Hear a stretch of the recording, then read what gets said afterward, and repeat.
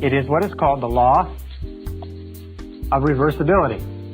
When I first learned about this law, I was so excited I wanted to wrap it up and tie it up and not tell anybody. This is the first time in any form that I've ever explained this law to other people.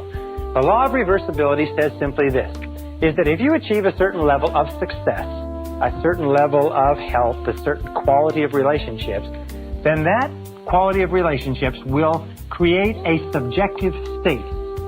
A subjective state means a feeling or an emotional state. In other words, if you win a prize, you will feel like a winner.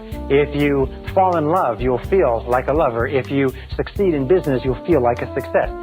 The objective creates, in other words, the objective reality or the fact actually creates the subjective or the emotional state.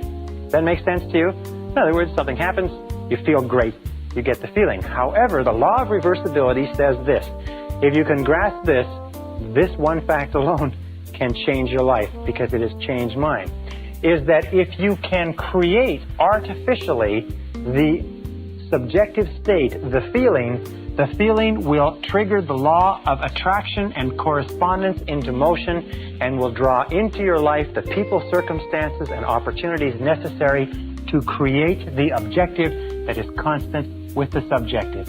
And here is the method. It's so simple, it's astonishing. It is this, is whenever you think of something that you really desire, imagine that you have it already. Imagine that you have it already. It sounds like a game, like children would play, but it is so powerful that it is awe-inspiring, and all I suggest you do is try it for a little while. Just imagine, close your eyes, driving along, think about it if necessary, stand, relax, do whatever you want, but just imagine that you've already accomplished it and try to get the feeling. Get the feeling. As though it were already a success, as though it were a past tense, as though it were already accomplished, that you don't have to worry about it again, you've already got the feeling. And if you will play that feeling over and over again, this law of reversibility will create this feeling.